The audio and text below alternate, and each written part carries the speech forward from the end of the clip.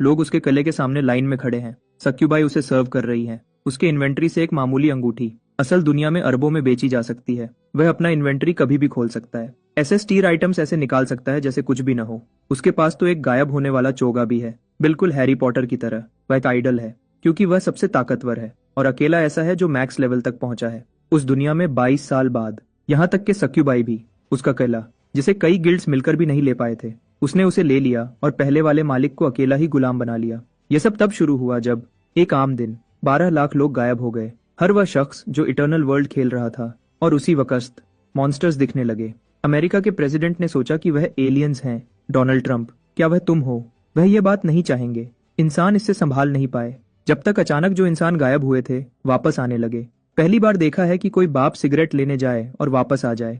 वह रिडैड एक RPG game के अंदर थे जहां वह लेवल अप कर सकते थे और ताकतवर बन सकते थे। असल जिंदगी का एक महीना गेम के 1 साल के बराबर था। जो प्लेयर्स वापस आए थे वह गेम में मर चुके थे। जब 2 महीने हो गए इंसानों के गायब होने के बाद, तब इंसानों की दूसरी वेव दिखी। वह लोग जिन्होंने गेम में 2 साल बिताए थे, 3 महीने बाद दूसरी वेव वापस आ गई।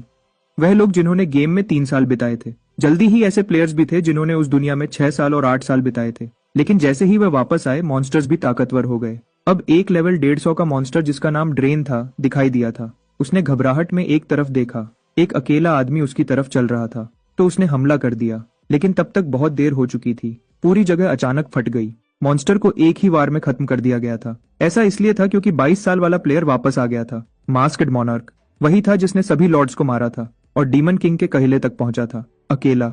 उसने तो डीमन किंग को भी मार दिया था। नहीं, वह तो बस एक धोखा था। डीमन किंग ने उसका मजाक उड़ाया।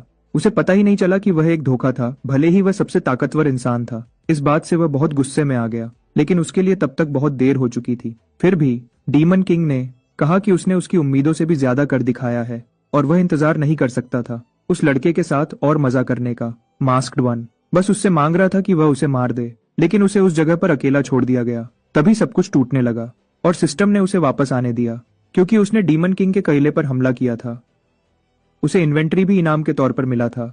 मतलब वह अकेला ऐसा था जो गेम में नहीं मरा और फिर भी उस दुनिया से आइटम्स के साथ वापस आया। दुनिया का सबसे ताकतवर आदमी वापस आ गया। वह तुरंत एक बिल्डिंग में गया और डोरबेल बजाई। इटर्नल वर्ल्ड में वह हमेशा अपने भाई युनसंग मिन के साथ रहता था। जब वह लेवल 81 के बॉस बीगोन का सामना करने गए थे, उसका भाई पकड़ा गया और उसकी आंखों के सामने मार दिया गया। अब वह उस बिल्डिंग में था जहां वह रहता था। जब दरवाजा खुला, उसका भाई सच में वहां था और उसने उसे पहचान लिया। सैंगमिन सोचता है कि वह वापस आया है मास्क्ड प्लेयर के गेम के फाइनल बॉस को मारने के बाद। कम से कम यही बात एब्सोल्यूट गिल्ड के लीडर ने कही थी, लेकिन हम जानते हैं कि असल में ऐसा नहीं था। वह कदे असल में डीमन किंग के